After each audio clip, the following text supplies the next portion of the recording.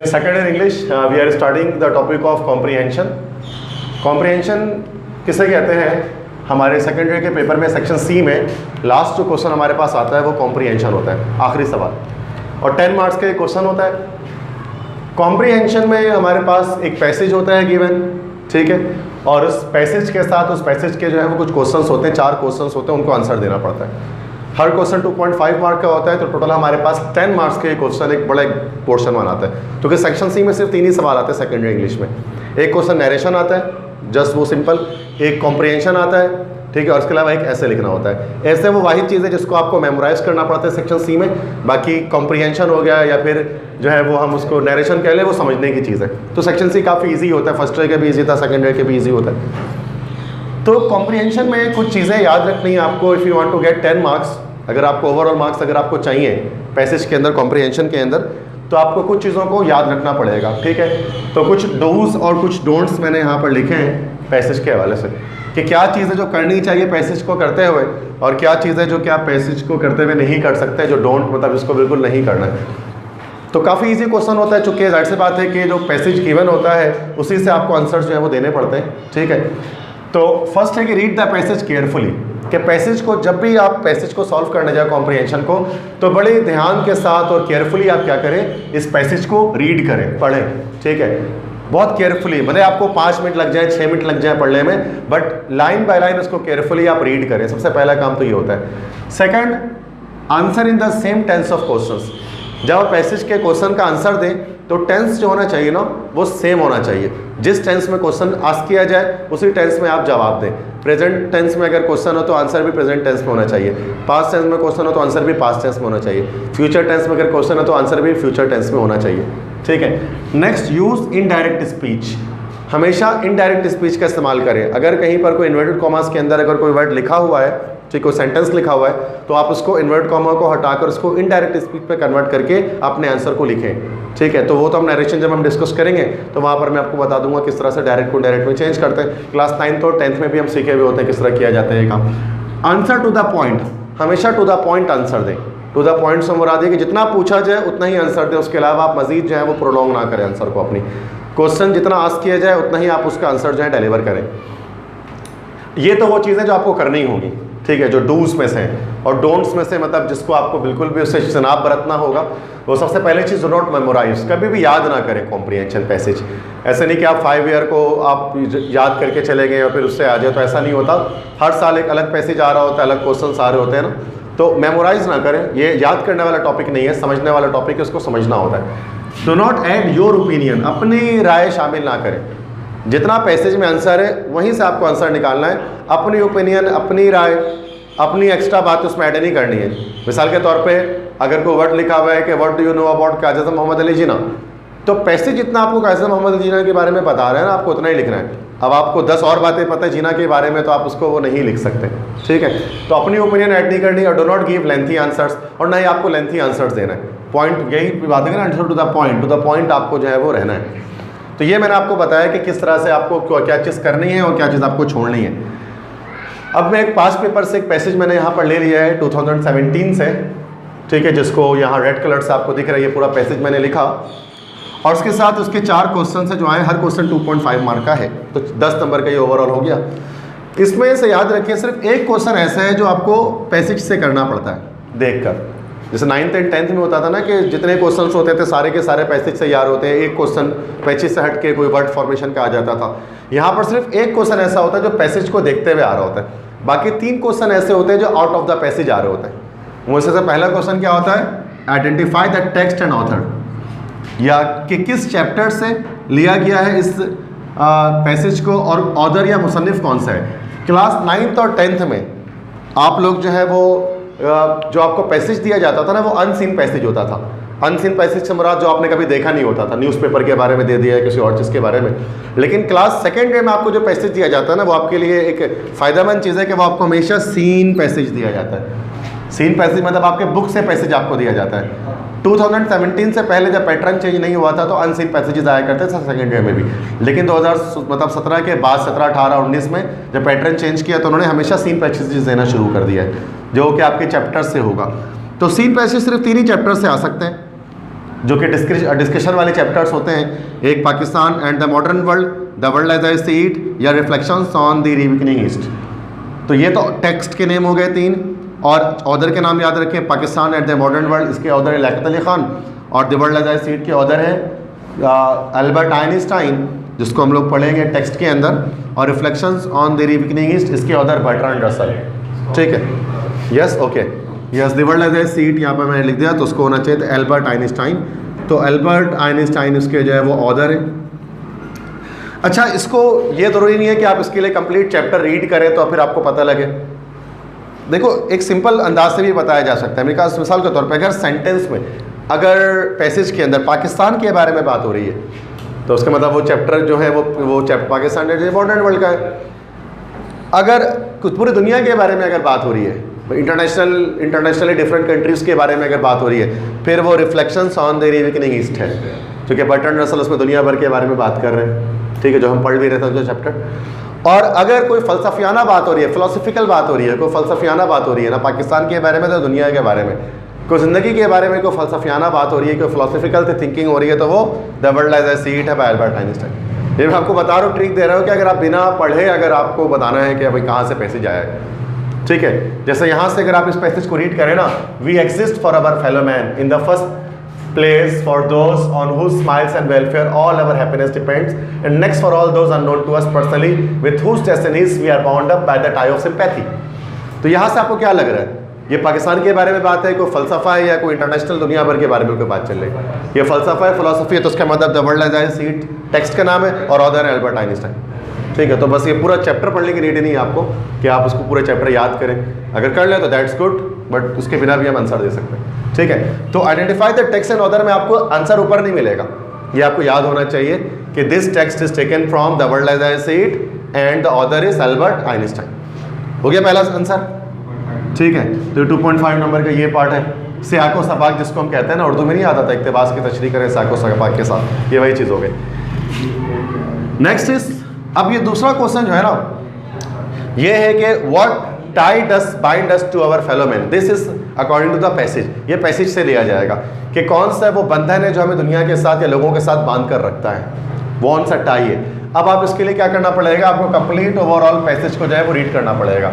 ये Albert Einstein कहते हैं we exist for our fellow man, हम अपने दूसरे लोगों के लिए दुनिया में मौजूद हैं। In the first place for those on whose smiles and welfare all our happiness depends, पहले मकाम पर उन तमाम लोगों के लिए जिनकी मुस्कुराहटों और जिनकी फलाह बहबूद पर हमारी तमाम खुशियों का निसार होता है, मतलब हमारे फैमिली मेम्बर्स के लिए दुनिया में मौजूद हैं। And next for all those unknown to us personally with whose destinies we are bound up by the tie of sympathy, और दूसरे हम दुनिया में लोगों के लिए मौजूद हैं जिनको हम नहीं जानते शख्सी तौर पर, हम अनजान हैं उनसे, लेकिन उनके साथ हमारी तकदीरें जुड़ी होती हैं हमदर्दी के जज्बे के साथ। मतलब दुनिया के बाकी और लोग जो आपको रिश्तेदार में से नहीं है, मतलब कोई अजनबी इंसान जो रास्ते में जिसको जो है वो टक्कर लगी है, एक्सीडेंट हुआ है, उसका वो रास्ते में पड़ा है, तो हम हमदर्दी के नाते क्या करते हैं, उसको उठाकर अस्पताल ले जाते हैं। आपकी ज़िंदगी उस बंदे के साथ भी जुड़ी है, लेकिन टाई ऑफ सिंपैथी, हमदर्दी के जज्बे के साथ जुड़ी है। ठीक है, तो हम दुनिया भर के साथ कनेक्टेड है इस तरह से। 100 times every day I remind myself that my inner and outer life depend upon the labors of other men। 100 बार रोज़ाना मैं अपने आप को याद दहानी करवाता हूँ कि मेरे अंदरूनी और बैरून ज़िंदगी इन्हिसार करती है दूसरे लोगों की मुशक्क़तों पर, लिविंग एंड डेड, चाहे वो जिंदा हो चाहे मुर्दा हो। And that I must exert myself in order to give in the same measure, और मुझे भी अपने आप को लगाना है कि मैं वापस उतना ही लौटा सकूँ एज आई हैव रिसीव्ड, जैसे कि मुझे मिला है, and I am still receiving, मुझे अब तक मिल रहा है। मतलब लोगों ने मुझे जो इज़्ज़त दी है, मुझे जो डिग्निटी दी है, मुझे जो ऑनर दिया है, तो हर तरफ से मुझे ऑनर मिलता रहा है दुनिया भर से, तो मुझे भी ये चाहिए कि मैं उस ऑनर को लौटाऊँ दूसरी दुनिया की इंसानियत की खिदमत करके। मतलब एक फ़लसफ़ियाना बात उसके अंदर की जा रही है। तो हमने पूरे पैसेज को डिटेल में पढ़ लिया कि पैसेज में बात क्या चल रही है। ठीक है, उसके बाद हमने देखा कि what tie does bind us to our fellow man, कौन सा बंधन हमें अपने फेलो मैन के साथ जोड़कर रखता है। ठीक है, तो यहाँ पर इसका मतलब हमें इस तरह से हो गया ना कि we are bound up by the tie of sympathy to our fellow man, है ना भाई। तो हमें जो है वो हमदर्दी के बंधन से हम क्या होते हैं, अपने फेलो मैन के साथ जुड़े रहते हैं। अब ये तो छोटा सा एक आंसर आपको दिख रहा है और मैंने बताया टू द पॉइंट आंसर देना है। तो अब आप क्या करें, कुछ एक वर्ड को, एक सेंटेंस को आप ऐड कर दें हर आंसर को लिखने से पहले, ये इजी हो जाता है इससे आसान के। According to the given passage it clearly reflects that we are bound up by the tie of sympathy with our fellow man. Clear है? मतलब इससे क्या करेंगे कि हम थोड़ा सा इससे एडिशन कर देंगे इस तरह के, ये हर एक मतलब आंसर से पहले according to the given passage clearly reflect set, ये हम इसको लिख सकते हैं, ठीक है? तो जो एक ही आंसर आएगा ऐसा जो कि आपको पैसेज से ढूंढ कर देना पड़ेगा, सही है? क्लियर है? थर्ड क्वेश्चन है give meaning of the following. तो मीनिंग देनी होती है, या तो अंडरलाइन कर दिया जाएगा वर्ड्स को, उनकी मीनिंग पूछेंगे, या आप खुद ही नीचे कुछ वर्ड्स लिख देंगे, कहा जाएगा कि इनकी मीनिंग बताएं। अब इसके लिए बच्चों क्या करना पड़ेगा, इसके लिए आपके वोकैबुलरी पावर स्ट्रॉन्ग होनी चाहिए इनके मीनिंग्स को देने के लिए। दैट सी बात है कि चूँकि मीनिंग्स बताने, वो भी उर्दू में नहीं, इंग्लिश टू इंग्लिश मीनिंग बताने, सिनोनियम्स बताने। तो अब इसके लिए क्या होगा कि या तो इसमें ये होता है कि मैं आपको जो है वो हर एक जैसे चैप्टर के जो है वो वर्ड्स आपको लिखा दूँ, जो डिफ़िकल्ट वर्ड्स हैं आप उनको याद कर लो, या खुद ही अगर आपकी इंग्लिश की कैपेबिलिटी, इंग्लिश की स्किल्स आपकी अगर वोकैबुलरी स्ट्रॉन्ग है तो आप खुद ही आंसर दे दें। जैसे डेस्टिनी, डेस्टिनी किसे कहते हैं पहले तो उर्दू सोच लें। मंजिल को हम कह सकते हैं यस, डेस्टिनी। तो उसको हम दूसरा वर्ड और क्या कह सकते हैं,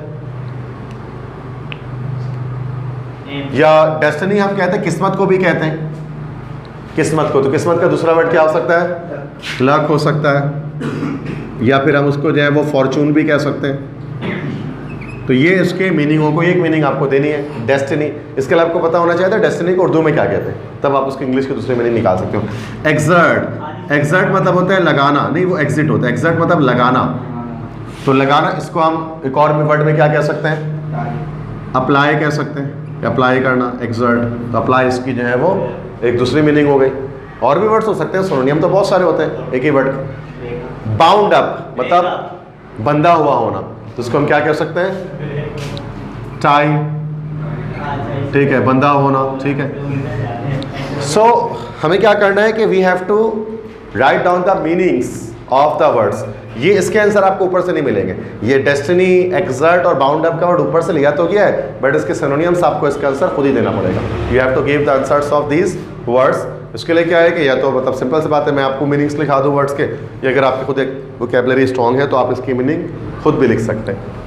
तो ये थर्ड क्वेश्चन भी आपके पैसेज से नहीं आएगा, मतलब ये आपके स्किल्स पर डिपेंड करेगी, लैंग्वेज स्किल पर। चौथा क्वेश्चन भी ऐसा ही है, identify the part of speech of the following words, कि दिए गए वर्ड्स के पार्ट्स ऑफ स्पीच को आइडेंटिफाई करना है।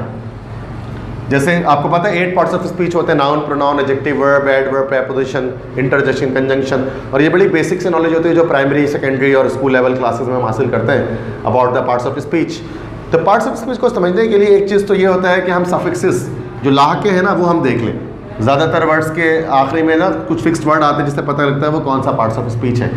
जैसे शन, नेस, एंस, एंस, डम, शिप या हुड आ जाए तो फिर वो नाउन होता है। जैसे शन से एजुकेशन, कम्युनिकेशन, हेजिटेशन, रिफ्लेक्शन, या नेस से सिकनेस, इलनेस, गुडनेस।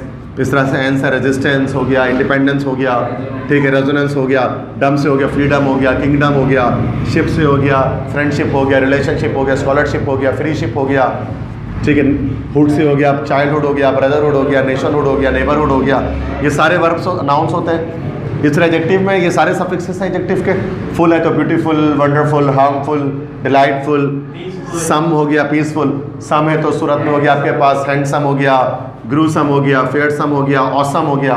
ये सारे ओ अस है तो फिर फेमस हो गया, फ्यूरियस हो गया, ऑस्पेशियस हो गया, गॉर्जियस हो गया, ग्लोरियस हो गया, ग्रेजेरियस हो गया, बहुत सारे हो सकते हैं। लेस है तो careless, mannerless, colourless, necklace, backless, बहुत सारे हो सकते हैं। एबल है तो रिस्पेक्टेबल, ऑनरेबल, एमिएबल, अवेलेबल, ठीक है, बहुत सारे हो सकते हैं। कल है तो बायोलॉजिकल, केमिकल, न्यूमेरिकल, ठीक है, क्रिटिकल, रेडिकल, ठीक है, बहुत सारे। एक हो गया तो alcoholic, fantastic, horrific, yes, acidic, basic, ये सब आपके एडजेक्टिव्स हो गए, ठीक है। ठीक है, तो न्यूमेरिकल एनालिसिस कहते हैं ना, तो उस वक्त न्यूमेरिकल एडजेक्टिव हो जाता है।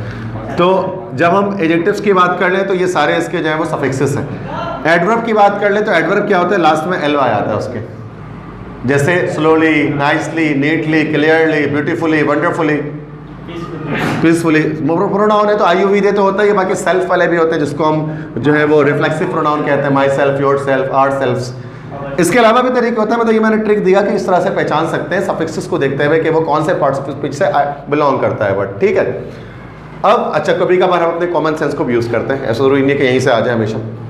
जैसे वर्ब है ना, वर्ब के सफिक्सेस कोई फिक्स नहीं होता है हमारे पास, अलग अलग कुछ भी हो सकता है, वर्ब में कोई आखिरी के वर्ड सेम वाले नहीं होते। रिमाइंड याद दहानी करना वर्ब है ये, ठीक है।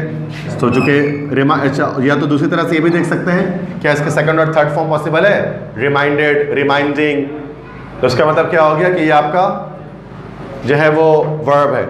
माई सेल्फ ये क्या हो गया, चूंकि मैंने अभी बता दी कि सेल्फ आ गया तो प्रोनाउन है। सिंपैथी नहीं, एडजेक्टिव नहीं है। हमदर्दी, ठीक है, मैं आपको बता दे रहा हूं उसका क्या तरीका है, इसका मैं चलो और ट्रिक दे देता नाउन, ठीक है। देखो अगर कोई इंसान है ना, अगर कोई इंसान है तो इंसान की जो प्रॉपर्टी है ना, यह इंसान खुद जो है वो एडजेक्टिव है और जिस प्रॉपर्टी की वजह से वो नाउन है। मिसाल के तौर पे ब्यूटीफुल एक इंसान हो सकता है तो ब्यूटीफुल एडजेक्टिव है। ब्यूटीफुल क्यों है, उसके अंदर क्या चीज़ है, ब्यूटी है, खूबसूरती की वजह से खूबसूरत है ना, तो ब्यूटी क्या हो गया, एक नाउन हो गया, ठीक है। मिसाल के तौर पे और ब्रेव, कोई इंसान बहुत ब्रेव है तो उसके अंदर क्या है जो उसको ब्रेव कर दे रहा है, ब्रेवरी, बहादुरी, तो ब्रेवरी नाउन हो गया, है ना। अगली कोई है, कोई बदसूरत है तो अगली है, तो किस वजह से अगली है, अगलीनेस उसके अंदर है, बदसूरती उसके अंदर है। अगर कोई फेमस है, मशहूर है, तो क्यों मशहूर, उसके पास क्या है जिसकी वजह से मशहूर गया, फेम, मशहूरियत, ठीक है। इस तरह से अगर हम बात करें कि पोवर्टी, जैसे हाँ बिल्कुल पुअर, अगर कोई पुअर है, गरीब है, गरीब तो एडजेक्टिव है, क्यों गरीब है, क्या उसके पास है, पोवर्टी उसके पास है, गुर्बत उसके पास है, तो गुर्बत की पोवर्टी क्या हो गया, नाउन हो गया। बात समझ में आ रही है। अगर कोई ग्रेसफुल है तो ग्रेसफुल तो एडजेक्टिव है, ग्रेसफुल क्यों है, उसके पास क्या ऐसा है, ग्रेस है उसके पास, तो ग्रेस क्या हो गया, ये हो गया आपके पास। अगर कोई सिक है, बीमार है, तो क्या सिक के पास क्या चीज़, सिकनेस है, हिल के पास क्या चीज़ है, इलनेस है, क्लियर है। तो इस तरह से ये बना सकते हैं। सिंपैथी, हमदर्दी, ये एक जज्बा है ना, तो सिंपैथेटिक जो हो गया वो उसका एडजेक्टिव हो गया और सिंपैथी हो गया उसका नाउन। तो इस तरह से भी अगर आपको सफिक्सेस याद नहीं है तो आप इस तरह से भी माइंड बना सकते हैं कि प्रॉपर्टी जो है ना वो एक नाउन है और जिस इंसान के अंदर प्रॉपर्टी आ जा रही है वो इंसान खुद एडजेक्टिव है, क्लियर है। तो ये मैंने आपको बताया कि सेकंड रे के पैसेज के सॉल्यूशन हम किस तरह से करते हैं, कॉम्प्रिहेंशन को किस तरह सॉल्व किया जाता है। सारी चीज़ समझ में आ गई है।